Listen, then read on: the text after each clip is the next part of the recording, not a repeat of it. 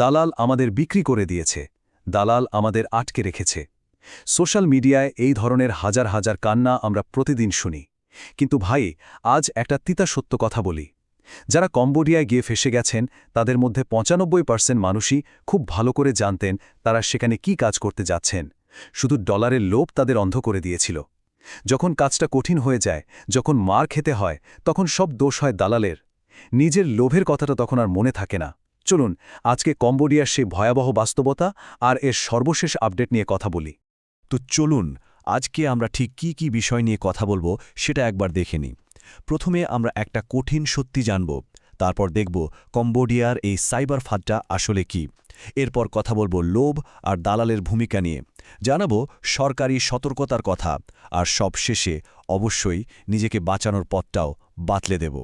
তো প্রথমেই চলেন সেই কঠিন সত্যটা নিয়ে কথা বলি, যেটা হয়তো অনেকেই মানতে চাইবেন না।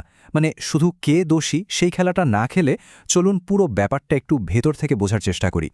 কথাটা শুনতে হয়তো খুব খারাপ লাগবে, কিন্তু এটাই সত্যি। কম্বোডিয়ায় যারা ফেসে গেছেন তাদের মধ্যে একটা বিরাট অংশ কিন্তু জেনে শুনিয়ে গেছেন যে তারা কী ধরনের কাজ করতে যাচ্ছেন। আসলে ডলারের যে লোভ, সেটাই তাদের ঠিক ভুল বিচার করার ক্ষমতাটা নষ্ট করে দিয়েছিল। আর এই পয়েন্টটা দিয়ে আমাদের আজকের আলোচনাটা শুরু হচ্ছে। কিন্তু ঝামেলাটা হয় কখন জানেন? যখন কাজটা আর সহজ মনে হয় না, যখন টার্গেট পূরণ করতে না পারার জন্য মার খেতে হয় বা বেতন আটকে দেওয়া হয়, ঠিক তখনই সব দোষ চাপিয়ে দেওয়া হয় দালালের ওপর। নিজের যে একটা লোভ ছিল সেই কথাটা তখন আর কেউ মনে রাখে না। তাহলে কম্বোডিয়ার এই সাইবার ফাঁদ জিনিসটা আসলে কি কি কথা বলে নিয়ে যাওয়া হয়, আর সেখানে যাওয়ার পর আসলে কি ঘটে? চলুন এবার বিস্তারিত জানি। দেখুন, কম্বোডিয়া এখন আর কোনো সাধারণ কাজের জায়গা নেই। এটা রীতিমতো একটা মরণ ফাঁদ হয়ে গেছে। বিশেষ করে প্রিহা সিহানুকভিলের মতো জায়গায় যে উঁচু উঁচু বিল্ডিংগুলো দেখছেন, এগুলোই হলো সাইবার স্ক্যাম সেন্টার। সোজা কথায় বললে এগুলো আধুনিক যুগের দাসদের ক্যাম্প, যেখানে মানুষকে দিয়ে জোর করে অপরাধ করানো হয়। একদিকে আপনাকে স্বপ্ন দেখানো হচ্ছে কম্পিউটার অপারেটরের চাকরি, তাও আবার হাই স্যালারির, আর অন্যদিকে বাস্তবতাটা কি? আপনাকে সাইবার দাস বানিয়ে অমানসিক নির্যাতন করা হচ্ছে। মানে যে স্বপ্ন দেখানো হয় আর যা বাস্তবে হয় তার মধ্যে আকাশ পাতাল তফাত। একটা সুন্দর ভবিষ্যতের লোভ দেখিয়ে আসলে ঠেলে দেওয়া হয় ভয়ঙ্কর এক নরকে। আর সেখানে নিয়ে গিয়ে কি কাজ করানো হয় জানেন?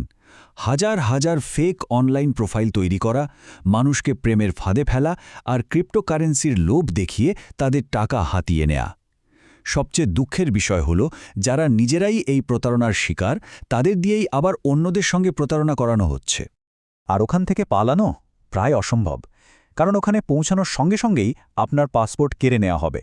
চারদিকে বন্দুকধারী গার্ড পাহারা দেয়। আর যদি আপনি তাদের কথা না শোনেন, কাজ করতে না চান, তাহলে ইলেকট্রিক শক দেওয়া হয়, অন্ধকার ঘরে আটকে রাখা হয়। মানে আপনার জীবনটা পুরোপুরি তাদের নিয়ন্ত্রণে চলে যায়। আচ্ছা, এতক্ষণ তো পরিস্থিতিটা শুনলেন। এবার আসি সবচেয়ে কঠিন আর জরুরি প্রশ্নটাতে। এই যে এত বড় একটা সর্বনাশ হচ্ছে, এর জন্য দায়টাকে আপনার নিজের লোভ নাকি শুধুই দালাল? দেখুন, এখানে নিজেকেই প্রশ্নটা করতে হবে।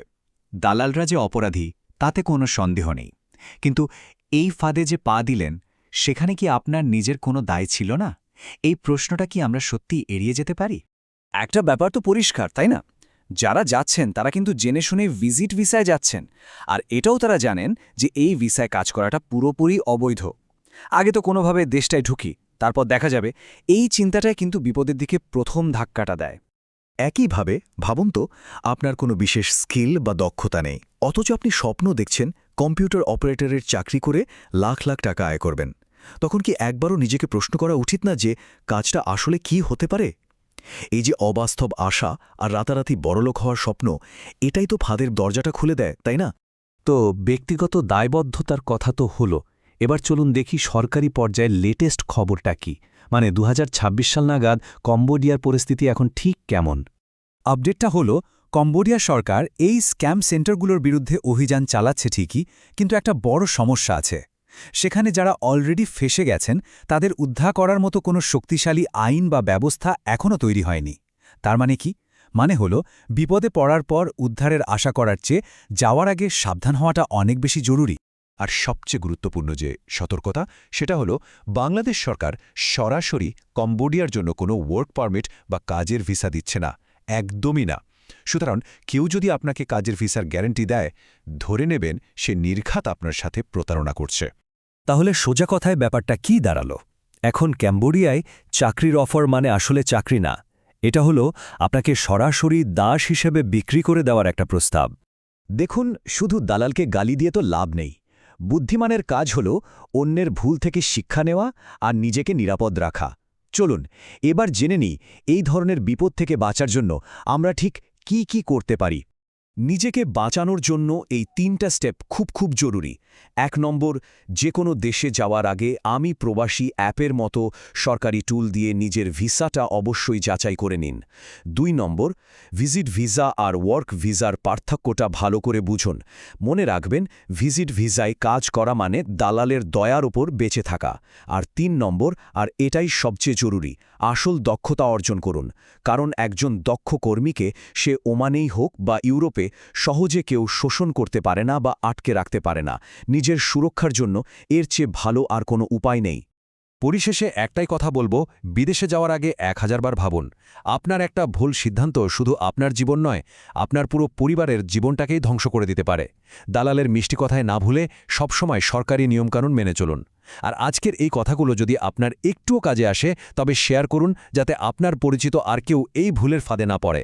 সবাই ভালো থাকুন, নিরাপদে থাকুন।